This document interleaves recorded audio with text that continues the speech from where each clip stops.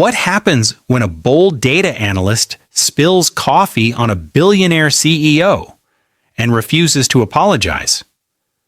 Mitchell Matthew never backs down from a fight, even when she discovers the arrogant man she just humiliated is her new boss, Michael Jones. What starts as a petty office war quickly spirals into viral chaos, with pranks, revenge plots, and the entire internet watching their every move. But when forced proximity turns tension into undeniable chemistry, both must face a truth neither expected. Sometimes the person who drives you crazy is the one who completes you. Caught between pride, past relationships, and a love neither planned for, Michael and Mitchell must decide if they're willing to risk everything for a chance at something real.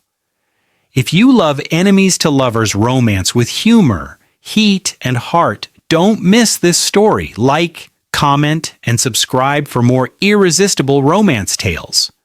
The push came without warning. Mitchell Matthew felt strong hands grip her shoulders and shove her sideways with enough force to make her stumble in her heels. Her leather bag slipped down her arm, documents threatening to scatter across the polished marble floor of Jones Tech headquarters. The coffee cup in her other hand tilted dangerously, hot liquid sloshing against the lid. "Watch where you're going," a cold male voice snapped. Mitchell caught her balance and spun around, her braids whipping across her shoulders. The man who'd pushed her stood there in an immaculate white suit that probably cost more than her monthly rent. His sharp jawline set in an expression of pure irritation. He didn't even look at her properly, just waved his hand dismissively like she was an inconvenient obstacle. The hallway had gone quiet. At least a dozen employees stood frozen, their morning routines interrupted by the confrontation. Mitchell felt every eye on her, felt the heat of embarrassment climbing up her neck. She'd been in Los Angeles for exactly 3 weeks. This job at Jones Tech was supposed to be her breakthrough, the opportunity that would change everything for her and her family back in Nigeria. She'd worked too hard, sacrificed too much, to let anyone treat her like she was invisible. "Excuse me?" Mitchell's voice came out sharp and clear. "You pushed me!" The man finally looked at her, his green eyes flickering with impatience. "You were blocking the hallway, staring at your phone like you own the place. Some of us have actual work to do." Something inside Mitchell snapped. Maybe it was the jet lag that still hadn't fully cleared. Maybe it was the stress of being new, alone, and constantly trying to prove herself. Maybe it was simply that she'd never tolerated disrespect from anyone, regardless of how expensive their suit was. "Oh, you have work to do?" Mitchell's grip tightened on her coffee cup. "Well, let me help you cool off." She didn't hesitate. In one fluid motion, she popped the lid off her cup and threw the remaining contents directly at his chest. The coffee hit its target perfectly. Dark liquid splashed across that pristine white suit, spreading in a glorious stain that bloomed like modern art across expensive fabric. The man's mouth fell open in shock, his arms held out as coffee dripped down onto his designer shoes. The hallway exploded with gasps. Someone's phone clattered to the floor. Mitchell heard a woman whisper, "Oh my God," in a voice filled with horror and delight. Mitchell dropped the empty cup into a nearby trash bin and adjusted her bag on her shoulder. Her heart was pounding, adrenaline flooding her system, but she kept her expression calm and unbothered. "Now we both have something to clean up," she said evenly. "Have a wonderful Monday."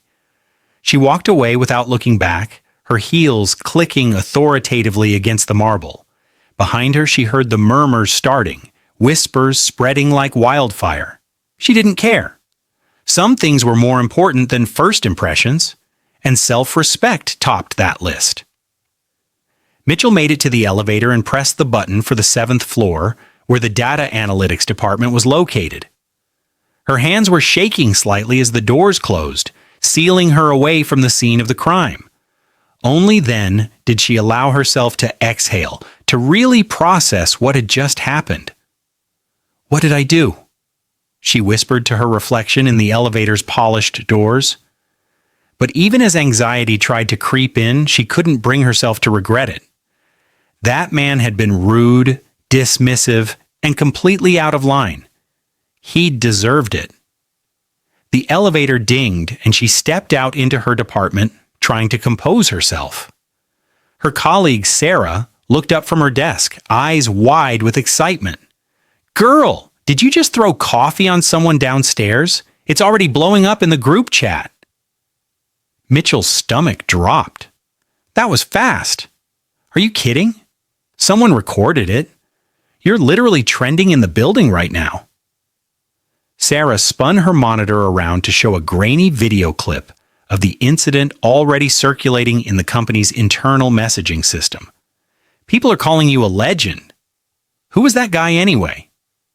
"No idea," Mitchell admitted, setting her bag down at her desk. "Some entitled businessman who thinks he owns the world." Sarah's expression changed abruptly, her excitement transforming into something closer to panic. "Mitchell, please tell me you're joking. Please tell me you don't actually know who that was." "What? Who was he?" Before Sarah could answer, the department head, Mr. Patterson, appeared at Mitchell's desk, looking more stressed than she'd ever seen him. He was a gentleman in his 50s who usually greeted everyone with a warm smile. Today his face was drawn and pale. "Ms. Matthew, I need you in my office." "Now." The walk to Patterson's office felt like a death march. Mitchell tried to read his expression, looking for clues about what awaited her. Was she being fired? On her third week? For defending herself against some rude executive? Patterson closed the door behind them and gestured for her to sit. He didn't sit himself, instead pacing behind his desk with his hands clasped behind his back. "Mitchell, I've been impressed with your work since you started here. Your analysis on the Q3 data was exceptional. You have real talent and a bright future at this company." He paused, and Mitchell felt the "but" hanging in the air. "But I need to ask you something, and I need you to be completely honest with me. Did you really throw coffee on someone this morning?" "Yes," Mitchell said quietly. "He pushed me first, hard. I was just trying to get to the elevator, and he shoved me aside like I was nothing, then insulted me in front of everyone. I reacted." Patterson nodded slowly, his expression sympathetic, but still worried. "I understand. And between you and me, I don't blame you. But Mitchell, the man you threw coffee on was Michael Jones, the CEO, the actual owner of this entire company." The words hit Mitchell like a physical blow. The room seemed to tilt slightly, and she gripped the arms of her chair to steady herself. "What?" "Michael Jones, youngest self-made tech billionaire in California. He founded Jones Tech 8 years ago in his garage and built it into what it is today. He's brilliant, demanding, and not known for his patience or forgiveness." Patterson finally sat down, looking exhausted. "He's already called 3 separate department heads demanding to know who you are and why you're still in the building." Mitchell felt her future crumbling around her. The job she'd fought so hard to get, the visa that depended on this employment, the money she was supposed to send home to help her siblings with school fees, all of it vanishing because she'd let her pride get the better of her. "I'll resign," she heard herself say. "I'll write a formal apology and resign today. I can't let this affect the department or cost anyone else their job. No." Patterson's voice was firm. "You're not resigning. What happened this morning was inappropriate on both sides, but you were provoked. Michael Jones may own this company, but he doesn't get to physically push employees and face no consequences. I've already spoken to HR and legal. They're reviewing the security footage." "Security footage?" Mitchell's eyes widened. "Which clearly shows him initiating physical contact. Now, the coffee throwing wasn't your finest moment, but it's also not a fireable offense given the circumstances. You're protected by employee guidelines and workplace harassment policies. If Michael wants to pursue this, it becomes a legal issue that would reflect very badly on the company. Patterson allowed himself a small smile. Turns out our CEO isn't above the rules after all. Mitchell should have felt relieved, but instead a new worry emerged. So what happens now? Now you do your job. Stay away from Michael Jones if possible. Be professional if you encounter him, and let HR handle the fallout. Can you do that? Yes, sir. Mitchell stood, her legs feeling unsteady. Thank you for backing me. Thank you for reminding me why I fought to hire you in the first place. You've got backbone, Mitchell. Don't lose that. Mitchell returned to her desk in a daze. The department was buzzing with energy. Everyone stealing glances at her while pretending to work. Her phone had 17 messages from numbers she didn't recognize, all from people in the building wanting details about the confrontation. She ignored them all and opened her current project files, determined to prove that she was here to work, not to cause drama. But focusing proved impossible. Every few minutes, she'd remember the feel of shoving that coffee cup, the satisfaction of watching that arrogant face register shock, and wonder if she'd just made the biggest mistake of her life. By lunchtime, the incident had evolved into legend. Mitchell heard at least 5 different versions of the story as she moved through the building, each more embellished than the last. In one version, she'd thrown 2 coffees. In another, she'd slapped him first. The truth was dramatic enough without the additions. She was eating a salad at her desk when Zach Thompson appeared. She recognized him immediately, even though they'd never met.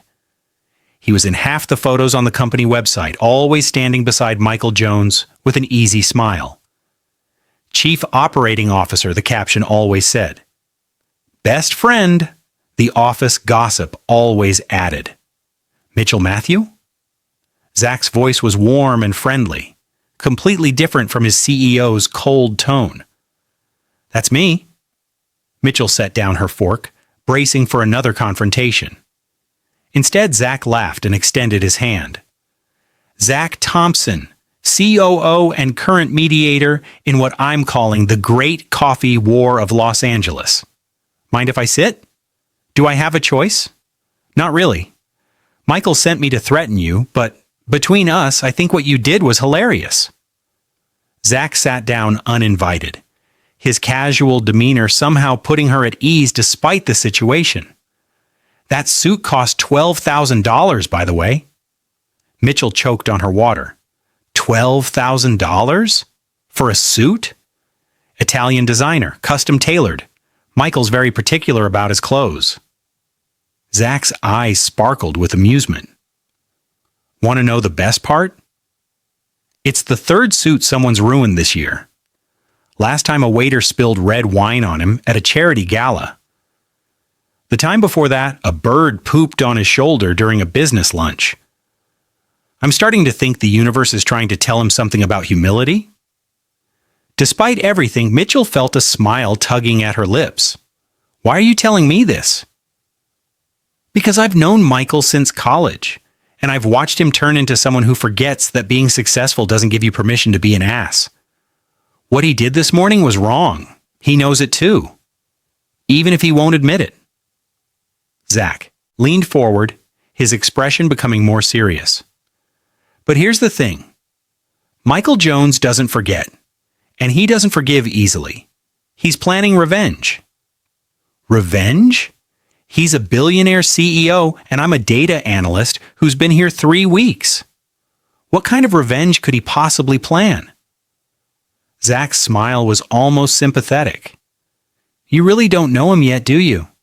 Michael plays chess, while everyone else plays checkers. He's going to make your life here interesting. Let's put it that way. But, and this is important, he's not going to fire you. HR and legal have made that impossible without opening the company up to lawsuits. So what should I do? Do your job, be excellent at it, which from what I hear, you already are. And when Michael tries to mess with you, because he absolutely will, don't back down. He respects people who stand up to him, even if it takes him a while to admit it. Zach stood up, preparing to leave. Oh, and Mitchell. Try not to throw any more beverages on executives. My dry cleaning recommendations only go so far. The afternoon passed slowly. Mitchell buried herself in work, analyzing data sets and building projection models. She was good at this, had always been good with numbers and patterns. In her spreadsheets and algorithms, everything made sense. The chaos of her morning felt distant and manageable when reduced to clean columns and formulas. At 5 o'clock, most of the department began packing up. Mitchell stayed, determined to finish the report that was due next week. If she was going to survive whatever revenge Michael Jones had planned, she needed to be undeniably excellent at her actual job. She was deep into her third analysis when she became aware of someone standing behind her desk. She turned, expecting Sarah or maybe Patterson checking in on her. Michael Jones stood there instead, now wearing a different suit in charcoal gray. He'd showered, his dark hair still slightly damp, and his expression was unreadable. Mitchell's heart started racing, but she refused to show fear. She met his gaze steadily, waiting for him to speak first. "Working late on your third week," Michael said finally. "Trying to impress someone?" "Trying to do my job." Mitchell kept her voice neutral. "Was there something you needed, Mr. Jones?" "You ruined a $12,000 suit today. You pushed me first.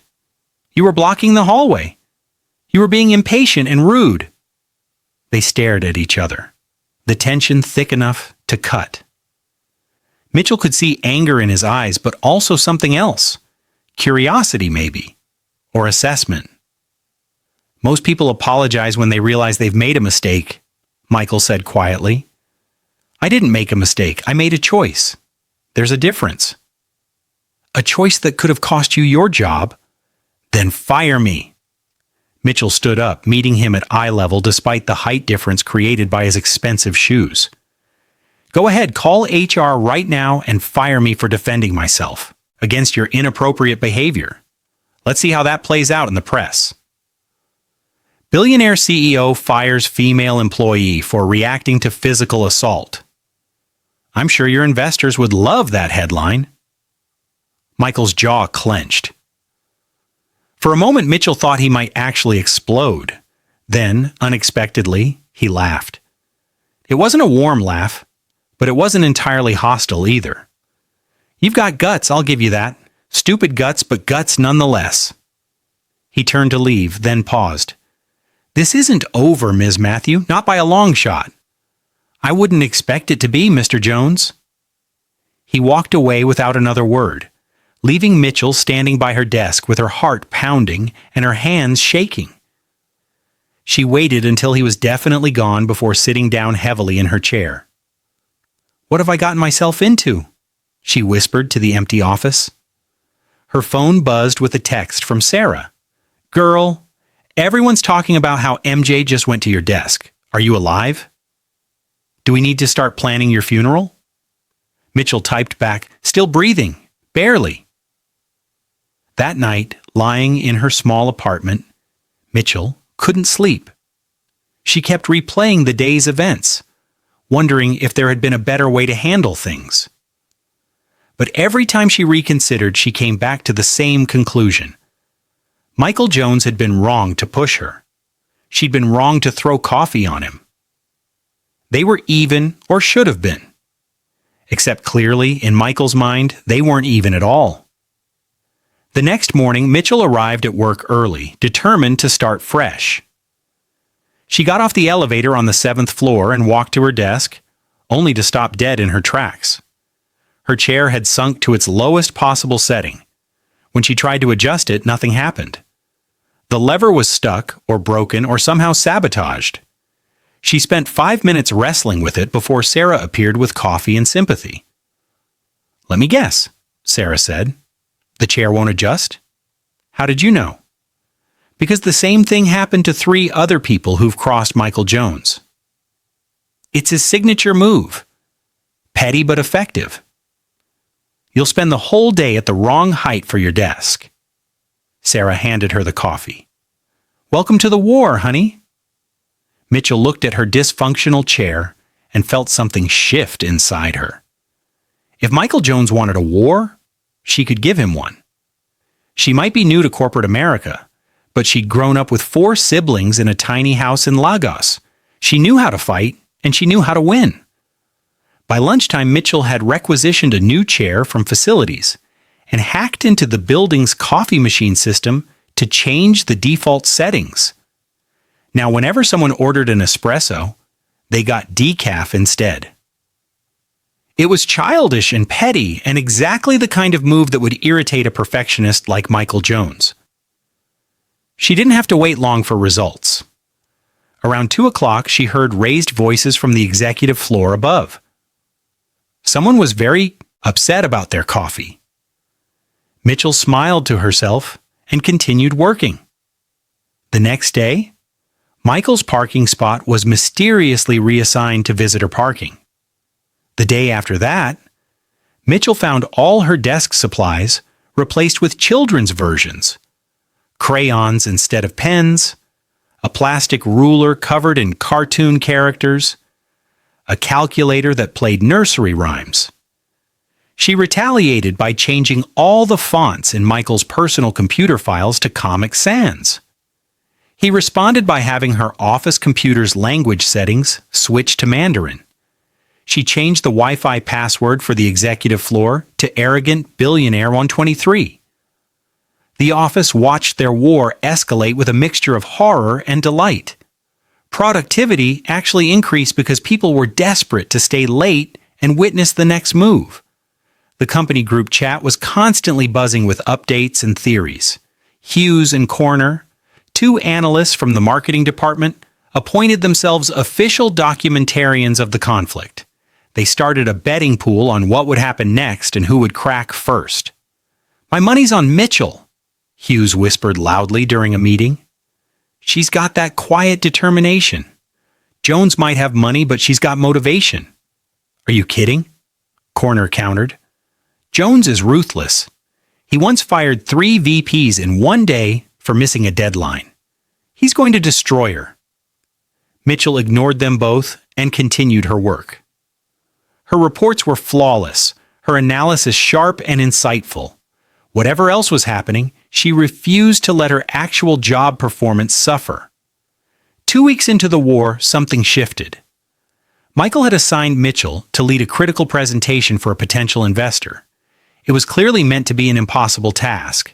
3 days to analyze 5 years of market data and create a compelling growth projection.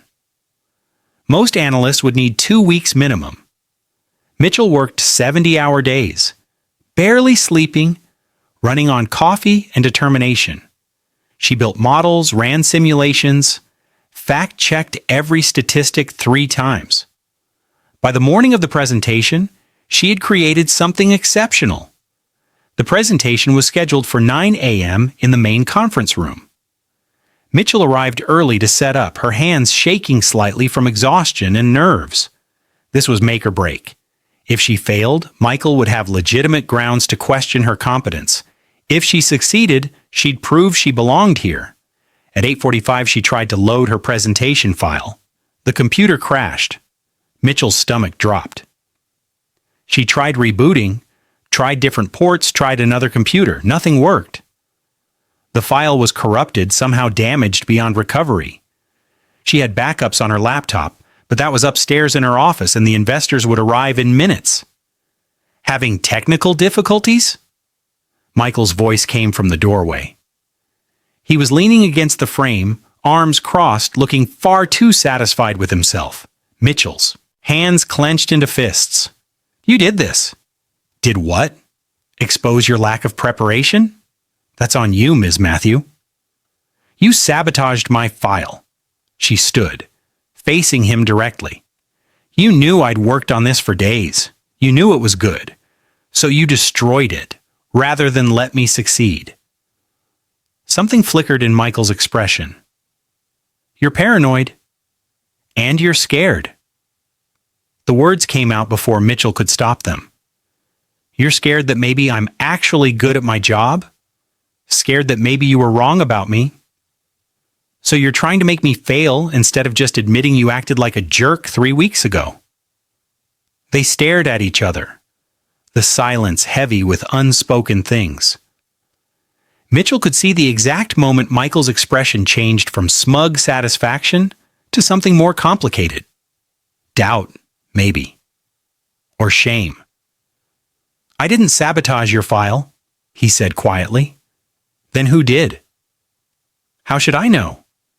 Maybe you just screwed up and you're looking for someone else to blame. Mitchell laughed bitterly. You know what? Fine. Believe whatever you want. But those investors are coming, and I'm not going to let them see Jones Tech fall apart because of some petty office war. She grabbed her phone and started speed dialing her laptop to access cloud backups. Michael watched her for a moment, then walked over to the main computer and started typing rapidly. What are you doing? Mitchell asked. Fixing this? His fingers flew across the keyboard. The file's not corrupted. Someone changed the file extension and permissions.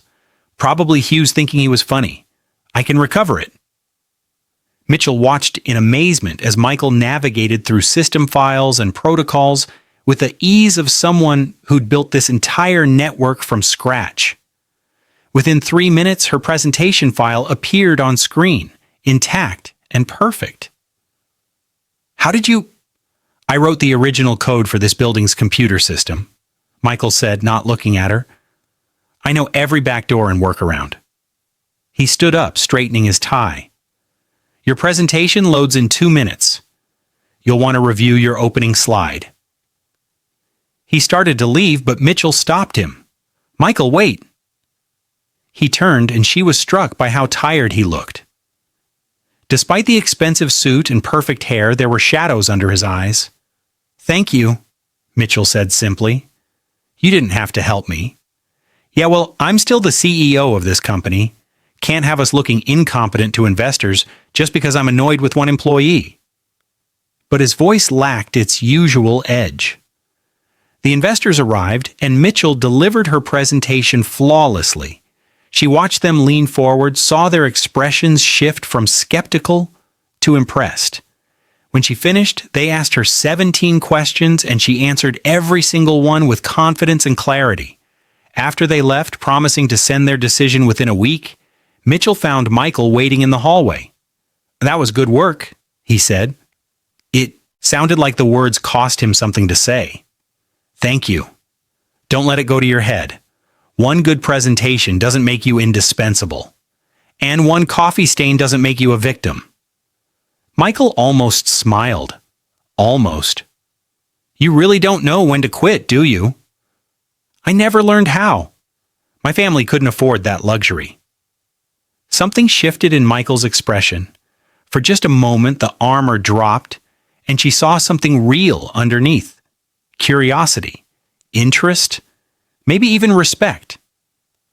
Then his phone rang, shattering the moment.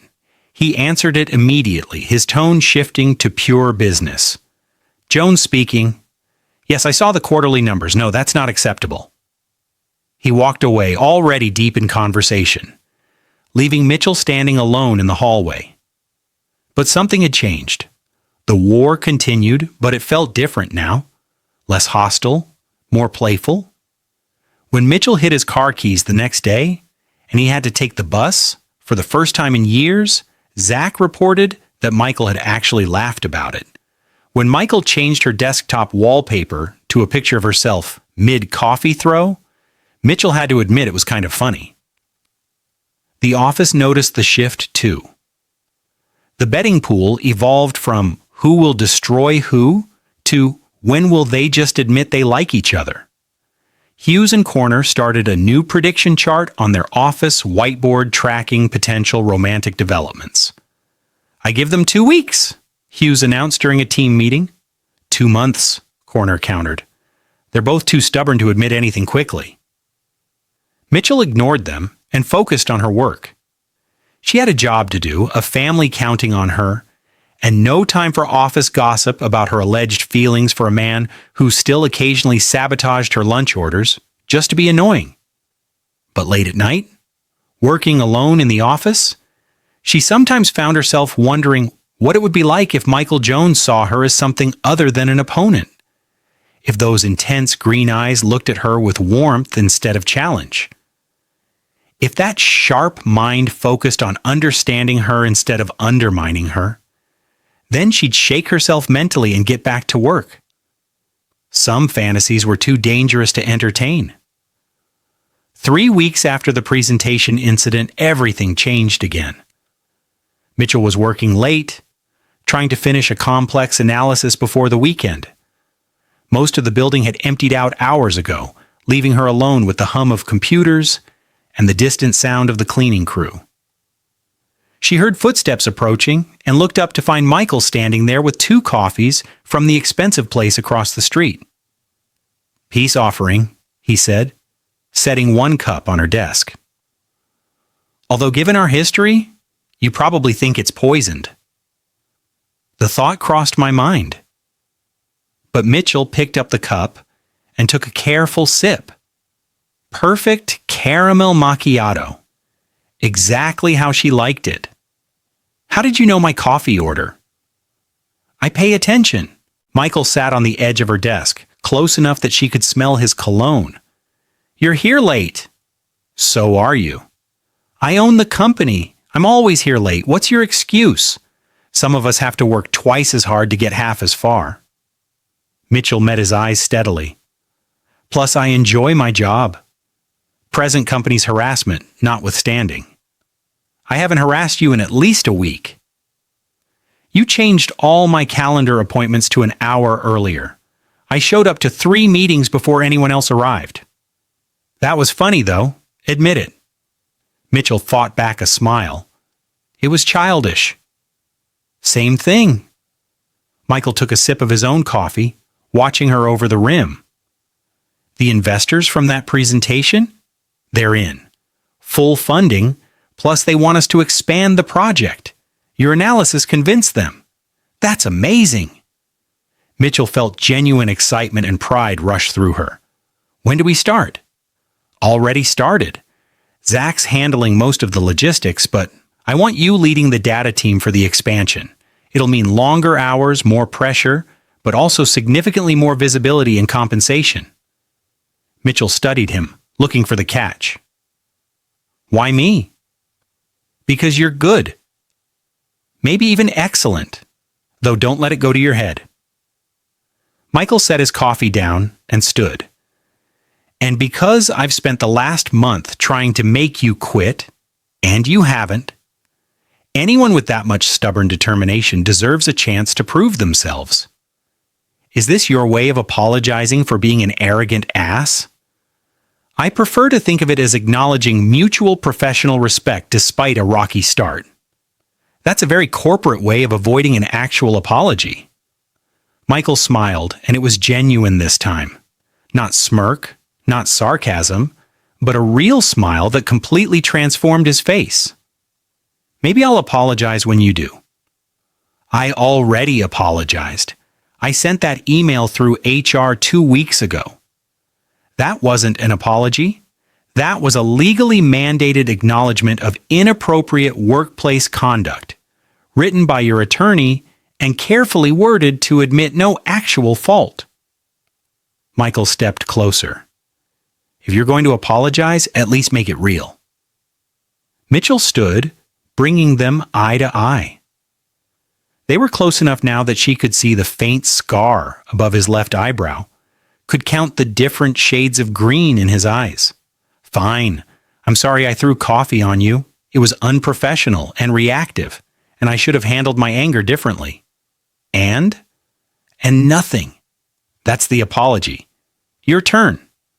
Michael was quiet for a long moment, his expression serious. When he spoke, his voice was softer than she'd ever heard it. "I'm sorry I pushed you. I was stressed and running late, and I took it out on someone who didn't deserve it. You were right to call me out, even if your method was extreme." He paused. "And I'm sorry for everything that came after. The chair, the computers, all of it. I was being petty. We were both being petty." "Yeah." Michael laughed quietly. We really were, weren't we?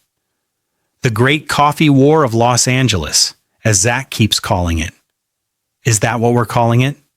According to the internet, yes. Hughes posted clips of our war on TikTok. We're apparently viral. #coffee. War LA has over 2 million views. Mitchell's eyes widened. He did what? When? Michael pulled out his phone and showed her. Sure enough, there were multiple videos. Her adjusting the coffee machine settings while looking around suspiciously, Michael discovering his parking spot reassignment and looking genuinely confused, a split screen showing both of them working late with the caption, "When your office nemesis is also your motivational rival." Oh my God, Mitchell breathed. We look insane. We look entertaining. The comments are actually pretty funny. Look at this one. This is better than any rom-com I've watched this year. And this one, just kiss already. The tension is killing us. Mitchell felt heat rush to her cheeks. That's ridiculous. Is it? Michael was watching her carefully, his expression unreadable. The moment stretched between them, charged with something neither seemed willing to name. Mitchell felt her heart racing, felt the pull of attraction she'd been fighting for weeks. This close to Michael, with his guard down and his eyes soft, she could almost forget all the reasons this was a terrible idea. Then her phone rang, shattering the moment. She glanced at the screen and saw her sister's name. I have to take this. It's late in Nigeria. Must be important. Of course. Michael stepped back, the walls coming up again. I should head home anyway. Think about the expansion project. We'll talk more on Monday. He left without waiting for a response, and Mitchell answered her sister's call to hear good news about a scholarship that would help with school fees. She should have been focused on that, grateful for that, but part of her mind was still on Michael Jones and the way he'd looked at her in that moment before her phone rang. Like maybe Hughes and Corner were onto something after all. The weekend passed slowly. Mitchell tried to relax, tried to think about anything other than work or Michael, but found herself constantly checking the Coffee War LA hashtag. The videos and comments were addictive, a bizarre funhouse mirror reflection of her life. People had made compilation videos, fan art. Someone had written actual fan fiction about fictional versions of her and Michael. It was flattering and horrifying in equal measure. Monday morning arrived with a new complication. Tanya. Mitchell was at her desk when the woman appeared, all designer clothes and practiced charm. She was beautiful in that carefully maintained way that required professional help, her blonde hair impossibly shiny, her makeup flawless. You must be Mitchell, Tanya said, her smile not quite reaching her eyes. I'm Tanya Summers, Michael's girlfriend. Mitchell felt something cold settle in her stomach. I didn't know Michael had a girlfriend. Ex-girlfriend, technically, but we're working things out. We just needed a little break to appreciate what we have. Tanya perched on the edge of Mitchell's desk, uninvited. I wanted to meet you. Michael's told me so much about his new data analyst who's been causing all this adorable drama. Adorable? Mitchell kept her voice neutral despite the anger building inside her. The coffee incident, the pranks. It's cute, like children playing together. Tanya's smile sharpened. But between us, you should probably dial it back. Michael needs someone in his life who makes things easier, not harder. He has enough stress running a billion-dollar company. Mitchell understood perfectly. This was a territorial warning, delivered with practiced sweetness. I'm here to do my job, Miss Summers. Whatever relationship you have or don't have with Mr. Jones is none of my concern. Of course not. I just wanted to make sure we understood each other. Tanya stood, smoothing her skirt. Michael and I have history. Real history. Not some viral internet moment that'll be forgotten next week. When he's ready to settle down, to build something real, it'll be with someone from his world. Someone who understands what being a Jones really means. She walked away before Mitchell could respond, leaving behind a cloud of expensive perfume and implied threats. Mitchell sat at her desk, her hands shaking slightly. She told herself she didn't care, that Michael Jones's love life was irrelevant to her. But the coffee he'd brought her Friday night suggested otherwise. The way he'd looked at her suggested otherwise, unless Tanya was right, and it had all been a momentary lapse. A flirtation with the amusing data analyst before returning to his real life. Mitchell threw herself into work, determined not to think about it. She had the expansion project to focus on, reports to finalize, a future to build. Michael Jones and his complicated love life could figure themselves out without her. But avoiding Michael proved impossible. He seemed to be everywhere suddenly. In the break room when she got coffee, in the elevator when she was heading to meetings, walking past her desk at least 3 times a day for no apparent reason. Each time their eyes would meet and something unspoken would pass between them. Questions neither seemed ready to ask. Zach noticed and pulled Mitchell aside after a team meeting. "So, Tanya's back." "I noticed," she introduced herself. "Let me guess. She was sweet as honey, while making sure you understood she has claim to Michael?" "Something like that." Zach shook his head. "For the record, Michael and Tanya broke up 6 months ago. She got tired of being second to his work, and he got tired of feeling guilty about it. They're not getting back together no matter what she tells herself." "That's really none of my business." "Isn't it, though?" Zach studied her, carefully. "Mitchell, I've known Michael for over a decade. I've never seen him act the way he does around you. The pranks, the attention, showing up at your desk randomly. That's not normal Michael behavior. He's just being competitive. His ego got bruised by the coffee incident, and he's been trying to even the score." "If you really believe that, you're not as smart as your reports suggest." Zach's expression turned serious. "Look, Michael Jones is complicated. He built this company from nothing, sacrificed relationships and normalcy to make it work. He doesn't let people in easily. But you? You got under his skin from day one. The question is, what are you going to do about it?" "Nothing," Mitchell said firmly. "I'm going to do nothing. I'm here to work, to build a career, to support my family, not to get tangled up in some billionaire's emotional complications." "Fair enough." Zach looked like he wanted to say more, but stopped himself. "Just don't let Tanya manipulate you. She's good at making people doubt themselves. It's her superpower." Over the next 2 weeks, Tanya became a constant presence in the building. She'd show up for lunch with Michael, appear at company events, make sure everyone saw her touching his arm possessively, and every time Mitchell saw them together, something twisted painfully in her chest. She hated that feeling, hated that she cared.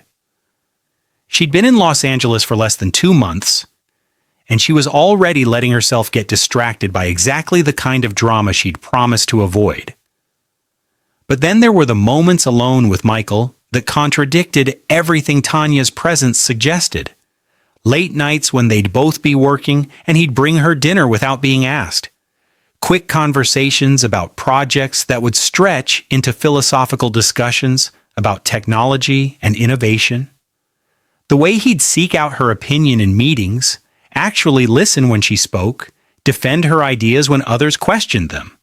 Those moments felt real in a way Tanya's public displays never did. The tension reached a breaking point during the company's quarterly celebration event. It was held at an upscale venue in downtown LA. All the employees invited to celebrate meeting their financial goals.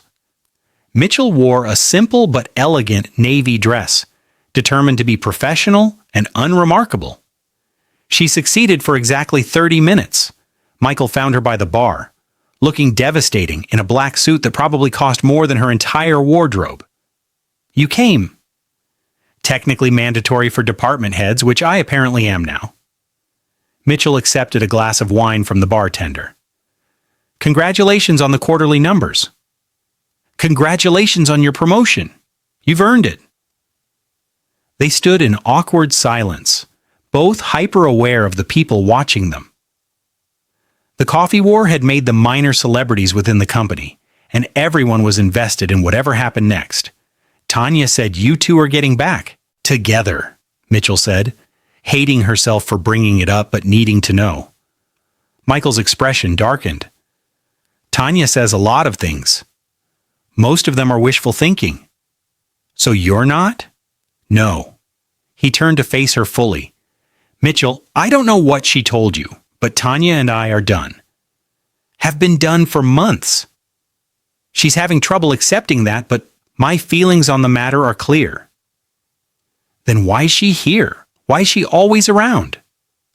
"Because she's stubborn, and she thinks if she just tries hard enough, I'll remember why we were together in the first place."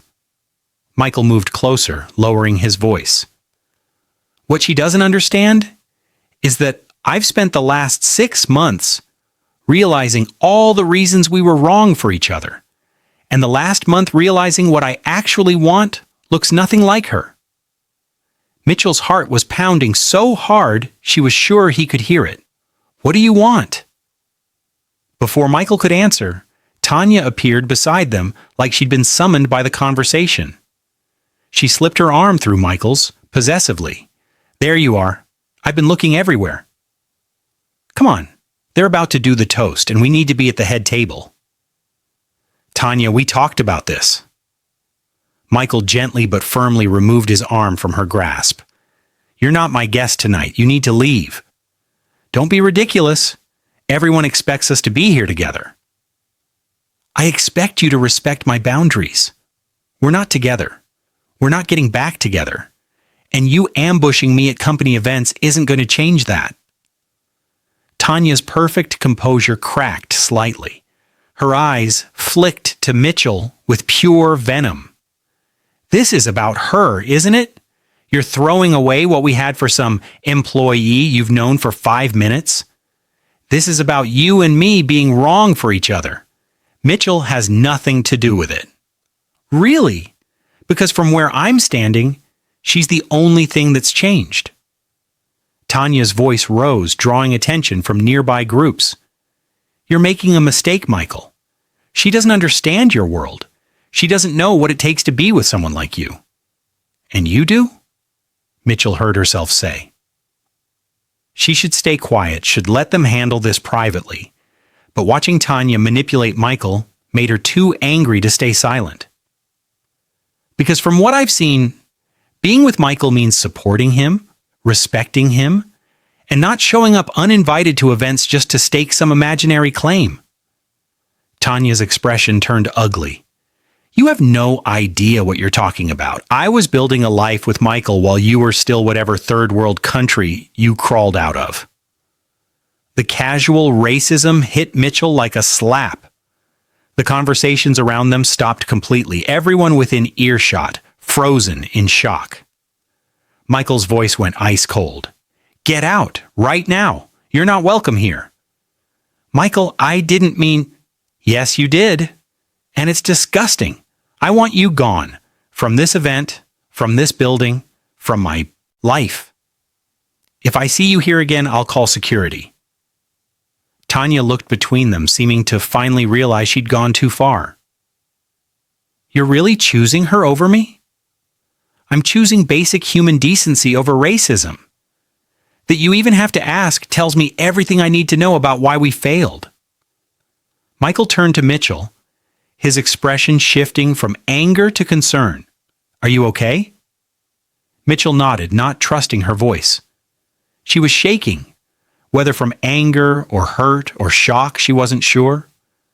Tanya left, her heels clicking sharply against the marble floor. The crowd slowly returned to their conversations, though Mitchell could feel eyes on her, could hear the whispers starting. "I'm sorry," Michael said quietly. "I should have handled her presence here weeks ago. I was trying to be diplomatic, and it backfired completely. It's not your fault she's a terrible person. No. But it's my fault I dated her for 2 years without seeing it clearly." He touched her arm gently. "Come on, let's get out of here. We can talk somewhere quieter." Mitchell let him guide her out of the venue and into his car. They drove in silence for a while before Michael pulled into a quiet overlook with a view of the city lights. "I meant what I said in there," Michael began. "About what I want looking nothing like Tanya." "Michael, let me finish, please." He turned in his seat to face her. "That first day when you threw coffee on me, I was furious. Not just because of the suit or the embarrassment, but because you were right. I had been an arrogant ass, and someone finally called me on it. Then I found out you worked for me, and I decided to make your life hell as payback. Petty and immature, I know." "We were both petty," Mitchell said softly. "Yeah, but somewhere in the middle of our war, something changed. I started looking forward to seeing what you'd do next. Started noticing things about you. How hard you work. How loyal you are to your team. How you never back down even when you probably should. The way you chew your bottom lip when you're concentrating. How you always buy lunch for Sarah when she's having a bad day. How you call your siblings every Sunday without fail." Mitchell's breath caught. "You noticed all that?" "I notice everything about you." It's kind of a problem, actually, because I'm supposed to be running a company, and instead I'm constantly wondering what Mitchell Matthew is doing, what she's thinking, whether she's still mad at me about the Mandarin incident. I wasn't that mad. It was kind of funny. You changed my entire system language to Swahili in retaliation. Also kind of funny. Michael laughed, and the sound was warm and genuine. "You're impossible," says the man who sabotaged my office chair. "In my defense, you started it by messing with the coffee machine." They were both smiling now, the tension from the event fading into something easier. Michael reached over and took her hand, his thumb tracing patterns on her palm. "Mitchell, I don't know what this is between us or where it could go. I just know that I haven't felt this alive, this challenged, this interested in someone in years, maybe ever. And I'm tired of pretending I don't want to see where it leads." Mitchell looked at their joined hands, at his face in the dim light, and felt something inside her surrender. "I'm scared," she admitted. "Of the power imbalance, of office gossip, of getting my heart broken by someone who could destroy my career with a word, of wanting something I have no business wanting. I'm scared too, of screwing this up, of hurting you, of proving Tanya right about me being incapable of putting someone before work." Michael squeezed her hand gently. "But I think maybe some things are worth being scared for. This is a terrible idea. Probably the worst. HR is going to have a field day. Zach's going to say, 'I told you so' approximately 3,000 times.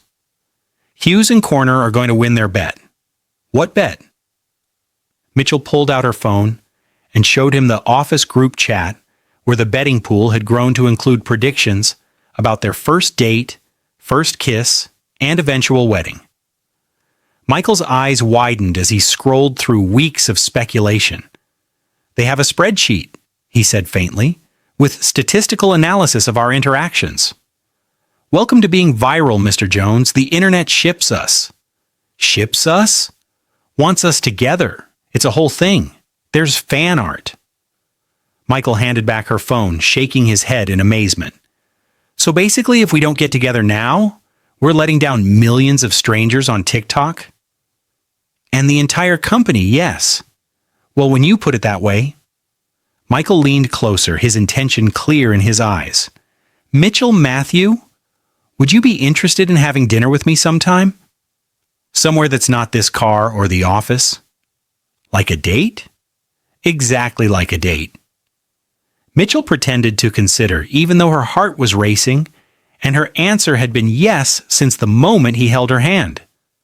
"Will you promise to never sabotage my office equipment again?" "I promise. And no more impossible deadlines designed to make me fail?" "Scout's honor." "Were you even a scout?" "No, but I'm making an exception for you." Mitchell laughed and leaned in, closing the distance between them.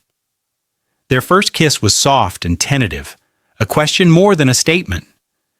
Then Michael's hand came up to cup her face, and the kiss deepened, becoming something that felt inevitable and right and worth every complicated thing that would come with it. When they finally pulled apart, both slightly breathless, Michael rested his forehead against hers. "So that's a yes to dinner?" "That's a yes to dinner." They sat there for a while longer, talking about nothing and everything, learning each other in ways that had nothing to do with office wars or viral videos. Mitchell told him about growing up in Lagos, about her dreams of using data science to solve real problems. Michael told her about building Jones Tech in his garage, about the loneliness that came with success, about realizing too late that money couldn't buy the things that actually mattered. It was after midnight when Michael finally drove her home, walking her to her apartment door like a proper gentleman, despite the fact that they'd been enemies 6 hours ago. "I'll see you tomorrow?" Mitchell asked, suddenly shy. "Technically today, since it's after midnight. But yes, you'll see me." Michael kissed her softly one more time. "And Mitchell? Thank you." "For what?" "For throwing coffee on me, for not backing down. For making me remember what it feels like to actually care about someone besides myself." Mitchell watched him walk back to his car, waited until he drove away, then let herself into her apartment and immediately called Sarah. "He kissed me," she said as soon as Sarah answered. "Michael Jones kissed me and asked me on a date, and I said yes. And oh my God, what have I done?" Sarah's squeal was loud enough that Mitchell had to hold the phone away from her ear. "I knew it! I knew it! Hughes owes me $50. That smug bastard said it would take another month. You bet on us? Everyone bet on you. This is the best thing to happen to this company since the stock went public. Tell me everything." Mitchell recounted the evening, from Tanya's racism to Michael's confession to the kiss that had changed everything. Sarah listened with occasional gasps and encouraging noises, the perfect audience. "So what happens now?" Sarah asked when Mitchell finished. "I have no idea. We work together. He's my boss.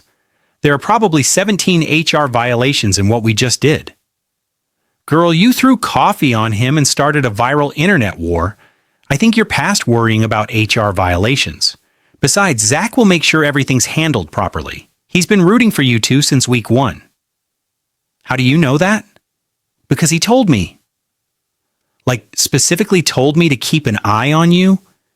And make sure you didn't leave before Michael pulled his head out of his ass." Sarah's voice turned more serious. "Mitchell, I've worked here for 4 years. I've seen Michael date people. This is different. The way he looks at you is different. Don't overthink it. Just see where it goes." After they hung up, Mitchell lay in bed, replaying the night. She should be worried about the complications, the power dynamics, the potential for disaster, but all she could think about was the way Michael had looked at her like she was something precious, something worth being scared for. Tuesday morning arrived with new complications. The video of Tanya's racist comment and Michael's defense of Mitchell had gone viral, not just office viral, but actual viral. Twitter was exploding with commentary, news sites were picking up the story, and Jones Tech's PR department was in crisis mode. Mitchell arrived at work, to find reporters outside the building, and her phone blowing up with interview requests. She ignored them all and headed straight to her desk, determined to prove this wouldn't affect her work. Michael called an emergency all-hands meeting at 10 a.m. The entire company crowded into the main auditorium, buzzing with speculation. Mitchell sat with Sarah, trying to be invisible, while simultaneously hyper-aware that everyone was looking at her. Michael took the stage and the room fell silent. He looked commanding and serious, every inch the billionaire CEO that business magazines love to profile. By now, many of you have seen the video from last night's event. I want to address it directly. First, the comments made by my ex-girlfriend Tanya Summers do not reflect the values of Jones Tech or anyone associated with this company. Racism, xenophobia, and bigotry have no place here, ever. Applause broke out. Michael waited for it to die down before continuing.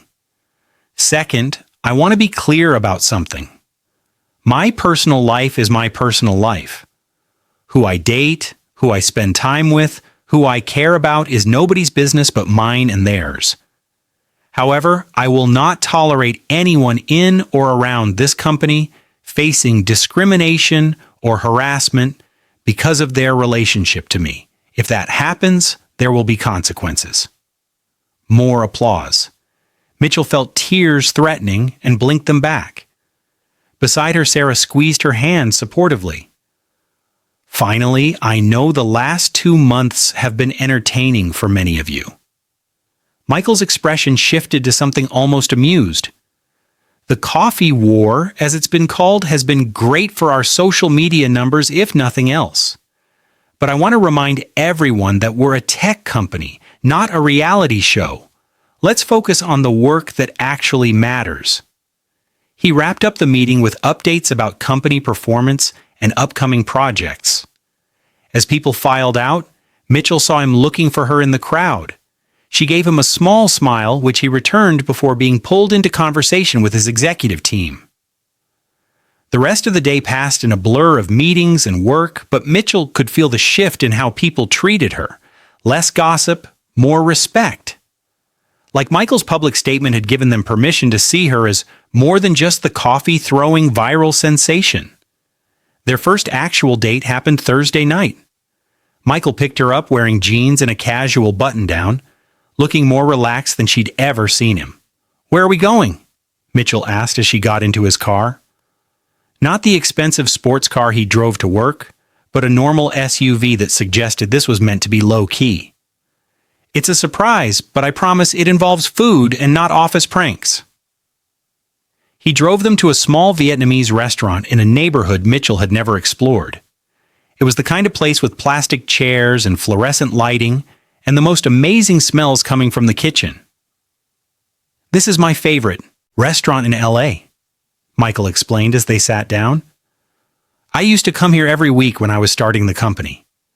When things were hard and I wasn't sure Jones Tech would survive, I'd sit in this exact booth and plan my next moves over a pho and spring rolls. Why bring me here instead of some fancy place? Because fancy places are for impressing people. I don't want to impress you." Michael reached across the table and took her hand. "I want you to know me. The real me, not the billionaire CEO version everyone else sees." They ordered too much food and talked for hours. Michael told her about growing up middle class, about his parents who'd believed in him even when his tech ideas seemed crazy. Mitchell shared stories about Lagos, about her siblings, about the courage it took to leave everything she knew for a chance at something better. "Do you regret it?" Michael asked. "Coming here? Dealing with all the challenges?" "Sometimes. When I'm homesick? Or when racist ex-girlfriends remind me I'll always be an outsider." Mitchell squeezed his hand. "But then something good happens, and I remember why I took the risk.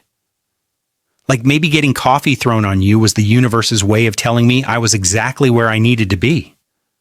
Are you seriously trying to make throwing coffee on me romantic? Is it working?" Michael laughed and leaned across the table to kiss her, not caring who saw. "Yeah, it's working." They dated carefully over the next month, balancing their professional relationship with their personal one. At work, they maintained boundaries and professionalism. After hours, they explored Los Angeles together, learning each other's rhythms and quirks. Mitchell discovered Michael was secretly sentimental, saving ticket stubs and taking photos of meaningful moments. Michael learned Mitchell was fiercely competitive about board games and terrible at mini golf. They both found out that what had started as antagonism had hidden a connection neither had expected. But of course, nothing stayed simple for long. The complication started when a major competitor tried to poach Mitchell with an offer double her current salary. It was flattering and tempting, especially given the complications of dating her boss. Michael found out about it from HR and confronted her immediately. "Were you even going to tell me?" His voice was tight with hurt. They were in his office, the door closed, the professionalism they'd maintained cracking under pressure. "I only got the offer this morning. I was going to talk to you tonight." "And say what? That you're leaving?" "I don't know." Mitchell stood up, frustrated. "Michael, this is exactly why dating you is complicated. I have a career to think about, a family depending on me. I can't make decisions based solely on personal feelings." "So our relationship is just personal feelings, nothing serious." "That's not what I said." "Then what are you saying?" Mitchell took a breath, trying to organize her thoughts. "I'm saying that I need to know this is real, that we're building something that matters, not just having fun until the novelty wears off. Because if I turn down this offer, if I stay at Jones Tech, it can't be just because we're dating. It has to be because there's a real future here, personally and professionally." Michael was quiet for a long moment. When he spoke, his voice was softer. "You're right, I'm sorry. I got scared and reacted badly." He came around his desk and took her hands. "Mitchell, I can't promise everything will be perfect or simple. But I can promise that what I feel for you is real, more real than anything I've felt in years. And professionally, you're invaluable to this company, completely separate from our relationship. So what do I do about the offer? What do you want to do?" Mitchell thought about it, really thought about it. The other company was impressive. The money was substantial. But Jones Tech felt like home now. The work excited her, the team respected her, and yes, Michael was here. Not just as her boyfriend, but as a partner who challenged her to be better. "I want to stay," she said finally. "But I want a clear path forward. Promotion potential, project ownership, guarantee that our relationship won't limit my career growth." "Done. I'll have Zach draw up an official development plan. You'll report directly to him for the expansion project to avoid any conflict of interest concerns." Michael pulled her closer. "And for the record, I'm going to spend every day proving you made the right choice." "That's a big promise." "I'm a big promiser." Mitchell laughed and kissed him. "That's not a thing." "It is now. I'm making it a thing." They worked out the details over the next week.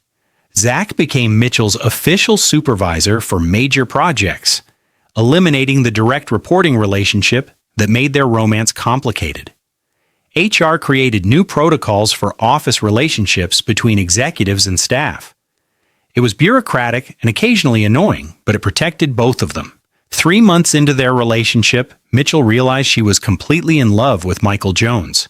It hit her during a company presentation where he credited her work publicly, made sure she got recognition she deserved, looked at her like she'd hung the moon. She loved him, not despite his intensity and ambition, but because of it, because he pushed her to be better while accepting exactly who she was. She told him that night, curled up on his couch, watching a movie neither of them were paying attention to. "I love you," she said quietly. "Just so you know." Michael went very still. Then he grabbed the remote and paused the movie, turning to face her fully. "Say that again." "I love you, Michael Jones. Even though you sabotaged my chair and made my life difficult and have terrible taste in movies. This movie was your choice. And it's terrible, which proves my point." Mitchell smiled at his expression, at the wonder and joy and slight fear all mixed together. "You don't have to say it back. I just wanted you to know. I love you too." The words came out rushed, like he'd been holding them in forever. "I've loved you since you changed my wallpaper to that ridiculous coffee-throwing photo. Maybe even since the coffee throwing itself. You're infuriating and brilliant, and you make me want to be better than I am." They kissed then, deep and sweet and full of promise. Outside, Los Angeles glittered with possibility. Inside, two people who'd started as enemies built something neither had expected, a partnership built on respect, challenge, and genuine love. 6 months after the coffee incident, Jones Tech held another quarterly celebration. This time Mitchell attended as both a department head and Michael's official girlfriend. The whispers had mostly died down, replaced by acceptance and even approval. Hughes and Corner approached her during cocktail hour, looking pleased with themselves. "We won the final bet," Hughes announced proudly. "Love confession before the 6-month mark." Corner said it would take a year. "You're still betting on us?" Mitchell asked, exasperated but amused. "We've moved on to engagement predictions now," Corner admitted. "I've got 18 months. Hughes says 2 years.